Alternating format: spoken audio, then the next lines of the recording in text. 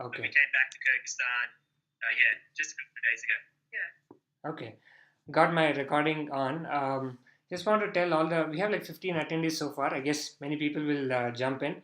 I hope you guys are able to hear me or there, the other attendees. In case if you guys are not, you can put a message in the chat window or in the questions. That's how I think I'll come to know. Otherwise, we have the recording which they can hear anyways later. So we'll get started. I just want to give a quick introduction, Jazza, and probably spend another 2-3 minutes on my end, and then the table is open for you to deliver.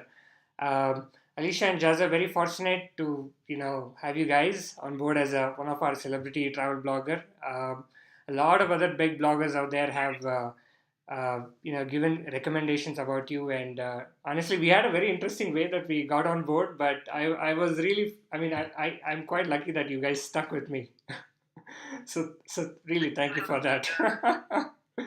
That said, quick so you guys have been traveling. Alicia and Jazza have been traveling since 2008. They're from originally from Australia, and they won a scholarship called World Nomads Travel Writing Scholarship, which you guys can probably talk about later on what it is and how you guys made it. And I know that you have been mentored by top guys from Lonely Planet, Guardian, New York Times, authors from there. And that's awesome. Again, that kind of mentorship I've heard, a lot of bloggers generally seek. It's kind of hard to get, and maybe you can, if you want, you can touch on that too. They'll be talking about a very special topic. It's called how to find your own voice as a travel writer, or your own personality as a travel writer or blogger. I think it's a very creative topic. The last two and by the way, the last topic, the last topic was given by Will Hatton, who's also on the call. Welcome, Will. And it's quite inspiring to see a top blogger attending a webinar with everybody else wanting to learn. That's awesome. So it's a very creative.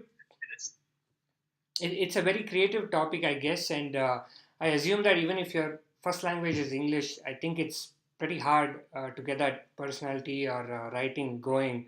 I wrote thesis back in US when I was doing my research in robotics. My 3 years of research was probably not painful at all. The writing part is where my professor gave me a really hard time. Probably given the fact that I come from India, it's not perfect my English. It's writing is not my favorite thing, but definitely expertise is what is needed over there. Um, um, I just want to make some quick announcements also, just another minute or so. So we're about to start our social media campaign on October 15th. We just activated our social media sites, Twitter and Facebook. It's only been 7 days, and the whole website also will get a revamp in a day or two. It's going to look really good for a customer to come and get a tour of the product. But in the last 7 days alone, we have got like 150 followers on Twitter, about 50 likes on Facebook. The last two webinars given by Will Hatton and Nivedit has outreached almost 2,000 people out there. And I think in the next 2 weeks, we'll have another 150 impressions on social media across the world. It's great to see that the entire community is sort of owning this product. And if you think about it, Tripeasel is a product by the bloggers and for the bloggers, and pretty much all the 15 16 people in the company, we're all striving so that the end result, which is important, we are able to create a reality where bloggers are able to get assignments from tourists who need help with the planning of their trip. Some of the bloggers that I've spoken to have told this story. It's deeply impactful. I'm one of the terrible travel partners, which my ex-girlfriend used to always complain. And this one time, our relationship almost came to an end because she had put me in charge of planning a trip to Vegas, and I went on Google, typed Vegas, and so much information overload on the internet, just not able to find a good solution for planning and blogging. So, in as much as bloggers are able to attract a revenue, you could help like a lazy tourist. Like I'm not lazy, I work hard, but it's just that planning is not my thing. You could help somebody like me plan good trips. So thank you for the community out there, and keep going for the social media. Next 3 months will be pretty exciting. That's it from my side, and really want to open the table for Jazza and Alesha to take it over. Cool. Thank you so much for the introduction, Suri. And we're pretty excited to be working with Tripeasel as well. We definitely are. And Alesha, unfortunately, is not feeling too well. I'm not. I have the sniffles, so I'm going to sit this one out, as Jared's our main writer for our website, and he won the scholarship. Unfortunately, I couldn't go with him, so he has a lot of information he's taken back from what he learnt over there, and I think he can tell or teach a lot of people online how to find your voice. Well, I'll try anyway. So yeah. Alesha's going to supervise this one from outside of the screen. Yes, and I'll be back for questioning at the end. Okay. All right. It's all yours, Jazz. See you, Alesha. Okay, first of all, I'd also like to apologise just for the lighting and perhaps my dodgy internet connection. I'm coming into this webinar from Bishkek in Kyrgyzstan, 8 o'clock at night, and we had to run around trying to find somewhere with decent internet. We've ended up in a pub, and it's not ideal, but it's the best thing we can do at the moment, so I'm sorry. But that's anyway, without further ado, we'll jump into this. I'm doing a topic about finding your voice and personality as a travel writer and a blogger. As we already said, my name's Jared, and my partner is Alesha. We have a blog, Nomadasaurus.com. We started that blog about 2 years ago. We started off the blog as a way to share information and for me to get back into writing. We've been traveling for many, many years, but never thought about starting a blog. And then we decided to do this overland trip from Thailand to South Africa without taking any air transport. We decided there might be some areas in the middle that we can share our expertise in, and so we started our blog without any expectations of it going anywhere. We got lucky, and there's a lot of travel bloggers out there that put a lot of work in and don't, unfortunately, get very far. We've gotten lucky and we've managed to continue and work and actually earn an income off our blog now, which we're excited about. Once I started writing for the blog again, I was fortunate enough, again, to win the World Nomads Travel Writing Scholarship last year. And basically what that was just a writing competition. And I wrote my entry, in about 15 minutes after about 5 beers in Koh Phangan in Thailand. Sent it in about 20 minutes, I think, before the deadline, and didn't think anything of it. I got an email 2 months later saying I won, and I'd been sent to Europe. Now, I'm not saying I'm a great writer or anything. In fact, I was drunk when I wrote the article. But one thing I learned from that was it was purely my kind of voice that came out, and it was far from perfect. There are actually some grammar mistakes in it, but that really taught me, and I actually got told about this afterwards. That's what they kind of saw in my entry, I guess, was that it was raw, and I'm not a trained writer, I'm not a journalist, I'm a construction worker, and so I came from this different background, and they actually liked that. So I got sent to Europe and was lucky enough to be mentored by Alex Leviton, who I highly recommend you check out. She's a Lonely Planet author. She's been published by The Guardian, New York Times. She's one of the best in the business, and she does a great workshop on this exact topic, finding your voice, and that's what she taught me when I went to Europe last year. Since that, we went from just blogging on our own site, and we've been published by BBC Travel now, Forbes, BuzzFeed, News.com.au, Yahoo, Vietnam Travel Magazine, Hostel World, a whole lot. And again, it's not necessarily because I'm a great writer, because I really don't think I am, but it's more that these editors like to work with people who've got a certain kind of voice and have these skills for pitching, which is where Will Hatton's webinar came in handy about pitching, if you managed to catch that earlier on. So anyway, we're now 2 years after starting the blog, and we're really growing, and I've been asked by a lot of people about this exact topic, how to find your voice and personality as a travel blogger, because the market is flooded with travel bloggers. You probably already know this, but there's millions and millions and millions of them. And what makes someone break through? I'll tell you right now that the biggest travel bloggers in the world, a lot of them aren't great writers or aren't great photographers or anything like that. They just, maybe they've got a market that they cornerstone, or maybe they've got their own kind of style that people like, or maybe they like giving information. But one thing they all have in common, the biggest ones, is they all have their own voice and personality, and that shines through in their blogs. And that is what's important. So if you're watching this, you've probably already got your own blog, or you're looking at starting a blog.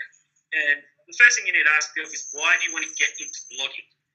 Maybe you like writing, maybe you were into creative writing in school, maybe you used to keep it diary when you travelled and you really enjoyed that aspect of keeping your memories live in a diary or on paper. Maybe it's just something you like to do, or maybe you like giving information, which is what started us. We love talking to backpackers and giving information about travel. Maybe start a blog because you want to keep in touch with your friends and family. Or maybe you want to build a portfolio while you travel. Maybe you love photography and you want somewhere to showcase your photography, or somewhere to put your writing up. Or yeah, it could just be a way to remember your travels. But there's a whole lot of different reasons to get into blogging. And it's important to have your heart in the right place when you decide to get into blogging, or travel writing, or even travel photography or videography. There are lots of different avenues in this. One thing that travel blogging is not about getting free stuff. Even though we all love getting free stuff and we love getting free tours and we love getting sent shiny bits of gear to review and we like making money or all that kind of stuff, that's not what blogging is about. It's really not. If that's why you start a blog, you're looking at it in the wrong way. The other thing is blogging takes a lot of work, and anyone who decides to get into blogging full-time or wants to pursue it as a career will realise that very quickly, that blogging takes a lot of work. It's a lot of hours working on all different kinds of stuff, writing, and if you're like me and Will Hatton, pitching and trying to reach out to other publications, and there's a bunch of different things that you're going to have to do if you want to become a full-time blogger. So travel writing and blogging is a hard job. Travel writing as a career is even harder. The people who write the guidebooks for Lonely Planet, that is an impossibly hard task. If you've met anyone who's done it, they will tell you it's a nightmare. It is anything but fun. But really, that is what travel writing is. If you don't think travel guidebooks is your thing, that's cool. You don't have to be into that. But you have to realise that travel writing itself is taking notes, it's research, it's really kind of finding about a whole range of things. It's not, you don't just come home at the end of your holiday and then go, oh, actually, I think I'm going to write a book, and then bam, you're a New York Times bestseller. That's not how it happens. People who write, they keep research, they keep notes, and they keep a memoir of their travels. So if you want to get into that, start taking notes as well. And ultimately, you've got to get into travel writing because you love it. You travel writing, travel blogging, and I'll include photography here as well because a lot of people into photography, that's a very important thing to have for your blog, and that might be a separate webinar in the future or another topic. But so if you started the blog, you've got your heart in the right place, you've got to find your passion. Now, there's a lot of different travel blogs out there. You have people like Nomadic Matt, who gives a lot of information about travel hacking, and that's wonderful, and that's his passion. He loves travel hacking. And I've met Nomadic Matt, and he does. That's all he talks about, is how he can get points and how he managed to get a free flight from here to there. And that's his passion. Even if he wasn't making huge money off his blog, that's still his passion. He loves travel hacking, and that's why he's successful. He found his passion as a travel blogger and a writer. He was also one of the first out there, which was great. But so find your passion. You might like writing long narratives. You really might like long form writing, and that's great. Like, you might write a 10,000 word masterpiece and put that up to your first blog post, and that's fine. That's great. Maybe you want to focus on adventure writing or sustainability, responsible travel, which is something Tripeasel are really focusing on with their upcoming project, is sustainability. Maybe you want to be a food blogger. Love food. Everyone loves food, so that works. Maybe family.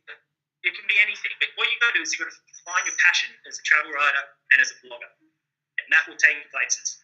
Maybe like telling human interest stories, which is something that we have a lot of passion in as well, is meeting people and interviewing them and getting these little known stories out to the greater world. We've had stories published out from people we've met on the road, and that's one thing we love. Or maybe you want to get into investigative journalism, which is a whole other avenue as well. Or maybe you want to just do top 10 posts. Maybe you want to do top 10 things to do in Bangkok, or top 10 cafes in Guatemala City, or whatever. And that's cool too. That's travel writing as well, as well. And there's nothing wrong with that. And once you figure out what your passion is, you have to become an expert on that. So focus on your passion and become an authority on that. Make your voice the one that everyone wants to listen to. Do you like writing about unknown historical sites, strange foods, or boutique beers? And that's what you need to write about. That's what you need to be passionate about. And that's how you'll become an authority in your field. And yeah, that's how you find your voice and personality as a writer. And people will go to your website and they will love you for it. There's a lot of people who are into like niche blogs and stuff, and someone who might only get 5,000 unique visitors a month, which to some people is a lot of traffic, to some people is nothing. But if they got a dedicated market who are tuning into someone's blog or to their travel writing articles, and they are tuning into that because they can feel the passion and they can see that voice coming out, that means more than having 500,000 unique visitors a month. I promise you that. And when you're writing your blog and when you're writing your articles or anything like that, don't necessarily write for Google. Now, we all know that Google is good for traffic. In fact, it's integral to what we do. But writing for Google and inserting keywords and kind of doing all that research on what words are popular in search engines, that's not your voice and it's not natural. If you're writing an article that's got, it was the best bar in Bishkek 20 times in your article, your readers are going to see that. And you might get traffic from Google when people look up best bars in Bishkek, but it's not going to be natural. It's not going to be fun to read. And the thing is, if you write SEO-friendly articles, that's cool as well, because we all love the traffic from search engines. But if you do 4 or 5, try and write something that's just in your voice. You're not writing to attract any traffic from Google, and it'll help you get your voice back as well. We've got some articles on our site we've written just for Google, and we get traffic for them, but they're not fun to write. It's not who we are, what we like to write. Sometimes you do have to do that. And remember, the dream for a lot of writers is to get into print. People want to get published by New York Times, The Guardian, or Nat Geo, which is the dream for most people who get into this industry and want to take it seriously. Remember, if you're writing for print, you're not writing for, so I just got something. All right, here we're back. Sorry, it would pop up. If you're writing for print, you're not inserting keywords. You're writing voices. That's straight away if you're not putting your voice in. So you some portfolio and use don't always just write for Google or 7 use everything you can to get to Kyrgyzstan, whatever. Clickbait titles all the time. Sometimes they're good, get some viral traffic, but not necessarily all the time. Now, when I'm travel writing and travel blogging a career, you need to learn to diversify. So it's not only about your voice and about your personality. You need a lot of skills to go with it. You need to know SEO, which even though I just said it's not the be-all and end-all, it's still important. You need to work on your photography. You need to learn content management systems. You need to learn a bit about WordPress and basic tech skills like maybe HTML. Sometimes your voice isn't enough. You need to be a master of all these trades. But before you get to that level where you are going to be known as a travel writer and you're going to start making money as that, you do need to have a few skills up your sleeve. If it's your own blog, you need to be the editor. And that can be really hard as well, is when you write a 2,000-word article for your blog and then having to go through and cut it down to 1,200 words or something. When it's just you who's written it and you love every single word you've inserted in there, you need to go through and edit it anyway. And that's really hard because, I've done that where I've written 2,000 words and I can get this down to 1,000 words. But yeah, that's where you have to write for your ideal reader too, because not everyone can write like Hemingway or Jack Kerouac or Paul Thoreau. So you need to be able to keep people's attention while you write, and that's important. If you want to write other media publications, you need to learn their style of writing and you need to adapt. Professional editors have their own voices too, and they're going to edit your piece to make it fit for BBC Travel, for example. But if you want to write for the New York Times, you need to think about what stories they like to publish. So you also need to be able to adapt your voice. You need to change a little bit, and that's doing things like reading a lot of travel articles and books can really come in handy. So it's important to have your own voice, and you need to be able to diversify that without kind of losing your own integrity. And there's a lot of exercises you can do to learn about your own voice. When I was in Europe last year with Alex Leverton, she got me to do all of these. And at first I hated them, but it really, really helped. Go back to longhand writing with a pen and paper. Keep a notepad on you, and when you've got 10 minutes spare, when you're on a train or something, or on a bus, just write what's around you, write what you can smell when you're walking down the street, flowers blooming in the springtime or whatever. Go to a park and sit down and just write. And longhand writing, get back into it. It's the skill that a lot of people are losing because we have iPhones and we have laptops with us at all times. So get back into longhand writing, and that'll help you think about how you write, because you can't hit backspace when you're typing. Try and write about a topic you're not overly interested in. When I was in Germany last year, Alex made me write about a restaurant review, and I hate doing restaurant reviews, but that was one of my things I had to do. I learned a lot about myself by having to put myself in a different writer's perspective and write about restaurant reviews. Write adjectives about who you think you are and what your voice is. Do you think you're a witty writer? Then get a piece of paper and write that down. Maybe you think you're an adventurous writer, or maybe you're really an emotional writer. Write a list of adjectives that you think your writing is, 10, 20, 30, whatever. And now find a really close friend or someone who you know reads your writing and ask them to do the same. And compare the notes. You might think you're really witty, and your friends might think you're really deep with your writing. And that will tell you what your voice is too. Now, once you've got a list of your 5 adjectives that kind of match up and what your voice is and what your friends think your voice is, that's who you are. You need to focus on that. You need to take those words, you need to put them into your writing style. That's a great thing to do. That's something that I did as well. I've still got a piece of paper with what the words were that were given to me. Read books and blogs from your favourite writers. Investigate how they like to write. Try to replicate their style, but not too much. You don't want to copy them. Like for me, for example, I love Bill Bryston. And I find that when I read lots of Bill Bryston, my writing style changes. I try to be a little bit more humorous and all that. And for me, I love that because that's not how I normally write, but I love Bryston. So it kind of helps me change a little bit who I am, and it eventually evolves over time. And then write for your ideal reader. So if you close your eyes and you think about who you want to read your article, what is their personality? Write for them. Maybe you can picture a really, really smart intellectual like a science master or whatever, and you want to write a science piece, and so write for them. Don't just write a general article for Google or anything like that. Write for your ideal reader. And your voice is important. It's who you are. It sets you apart from the rest. And when you write in your own voice, you're not writing for Google or you're not writing top 10 lists. Again, there's nothing wrong with top 10 lists, but you're writing things that are from your own heart, from your own voice, and not for anyone else. Your ideal reader, you won't feel like you're selling out. And there's a whole community when it comes to writing, like 5 best features in the leagues, and that's a form of travel writing as well. And there's nothing to be looked down upon. Again, some of the biggest bloggers out there are terrible writers, and they write a lot of stuff like that. And there's nothing wrong with that. It's still travel writing. There's no parameters for writing. You can be anywhere and anything, and you can write at any topic and any style. So don't feel like if you really like writing top 10 lists, that's fine. Do it. Write thousands of them. Bust them out. There's nothing wrong with that. But don't feel like you're selling out by changing your writing style.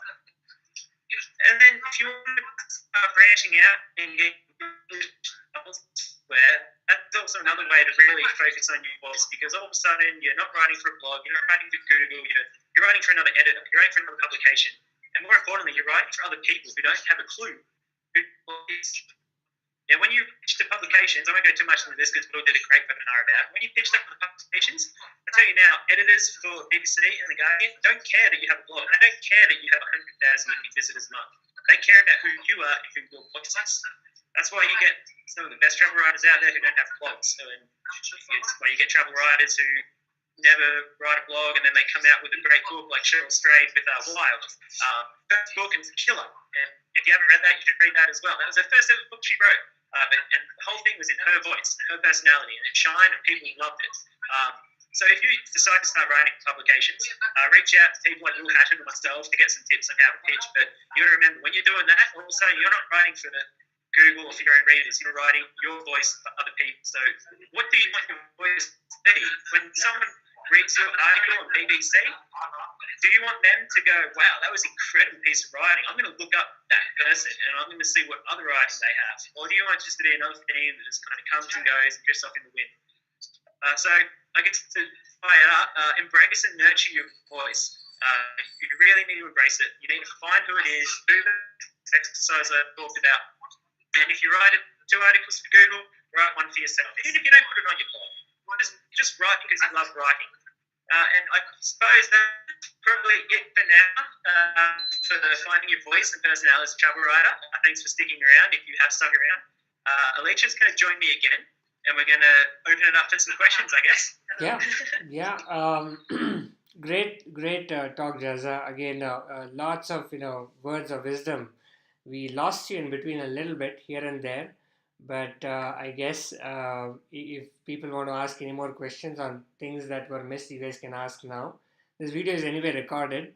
I guess if they want some clarification, they can ask you a question on Twitter with at your handle Nomadasaurus and hashtag Tripeasel.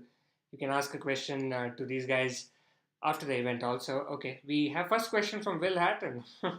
Do you think writing competition are one of the best way to make a start with finding your voice? Can you recommend any other aside World Nomads?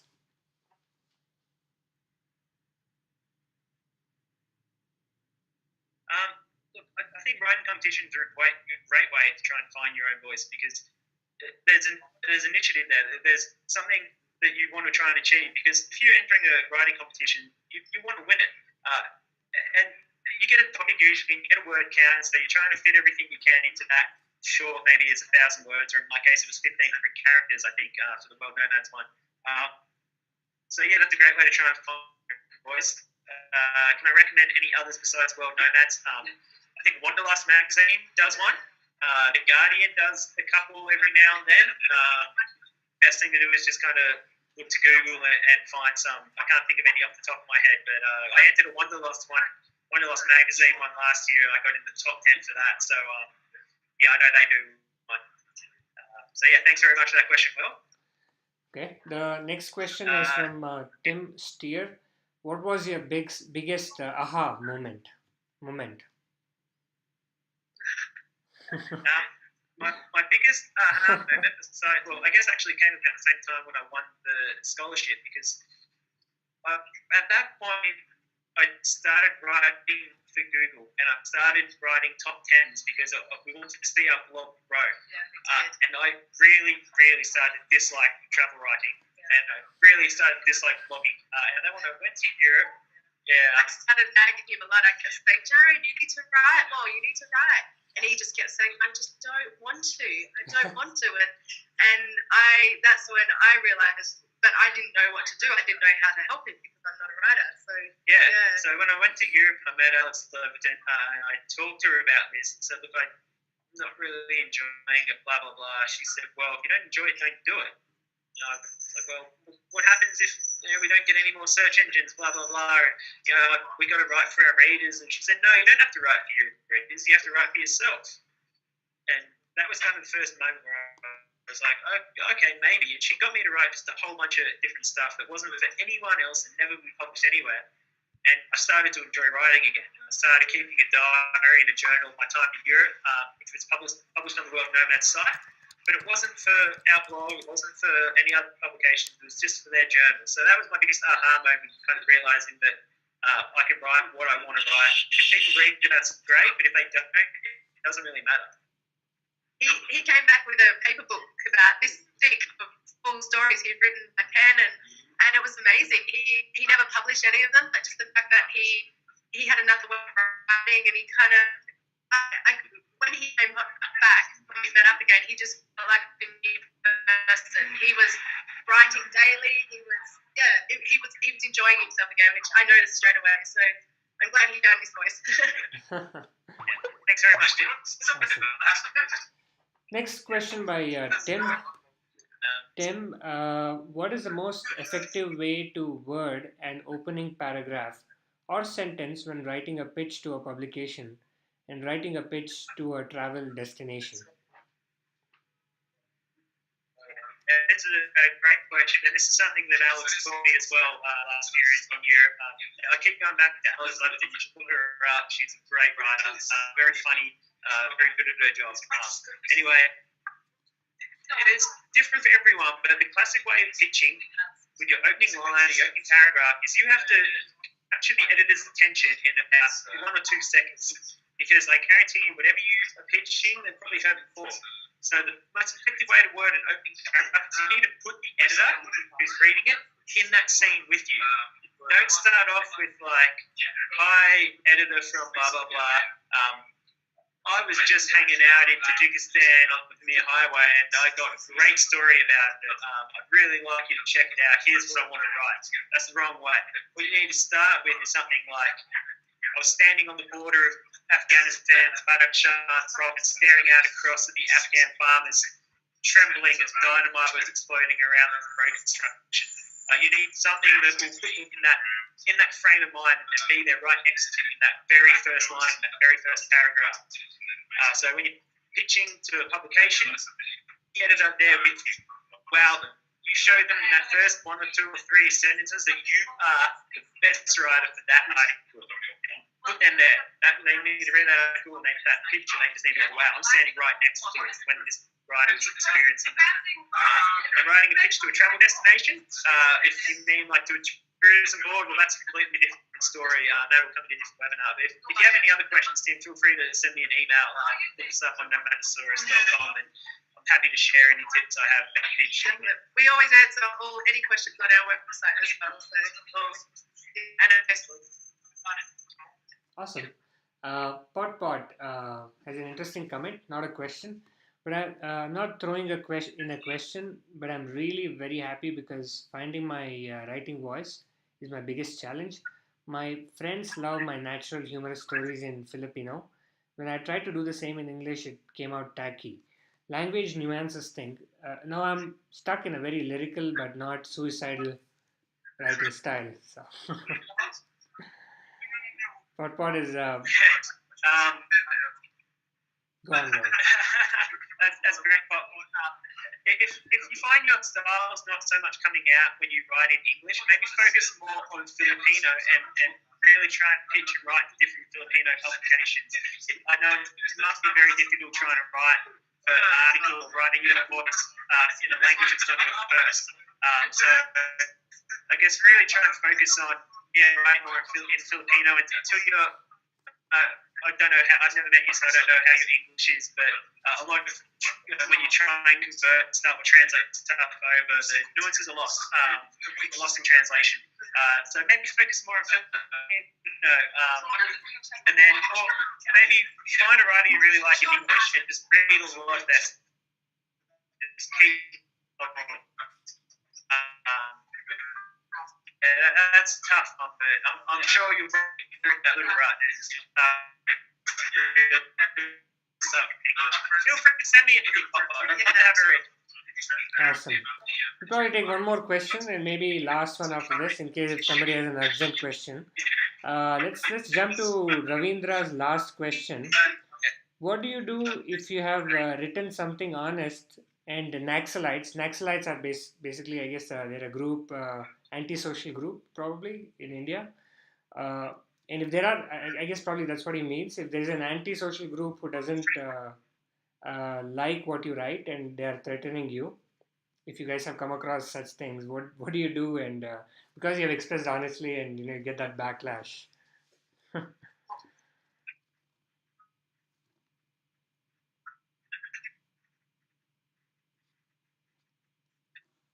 Guys, your voice is a bit broken.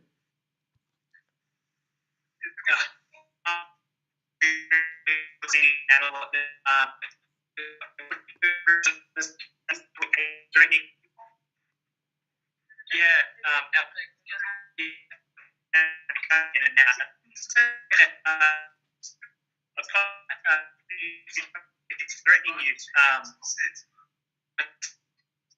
I think really you should always focus on writing. Maybe have something thought about it. Yeah, but feel free to send me a message.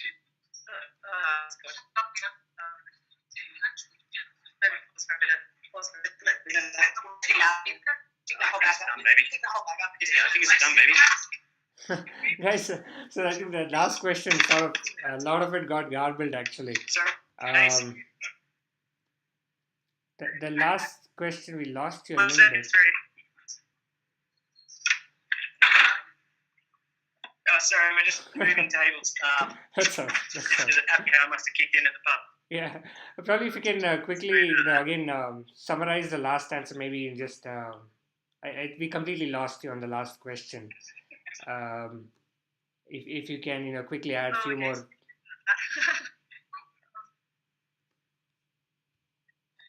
So yeah, I think maybe we've reached the limit of Kyrgyzstan's internet reliability. Yeah, if anyone has any other questions, feel free to email us on our website. That's better.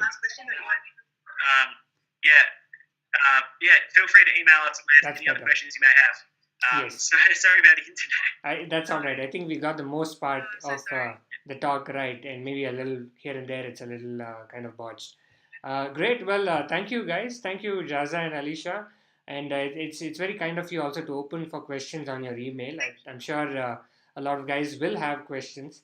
And if you guys want to ask questions on the Tripeasel website, you can Twitter handle, you can do that too. And but you won't get a long explanation for sure. So whatever you guys want to take it, you can do that. Hope to see you guys again for the next event. We'll plan and maybe there is maybe you're in a location where we can have a more cleaner telecast of the event. But then we got 80% of your thing right. It's just 20%. It's a little bit here and there. So you might have a lot of questions on email on that. But thank you, Jazza. Thanks a lot, guys, for dialing in. And take care. Thank you so much. Good night. Take care. Thanks very much. See you, everyone.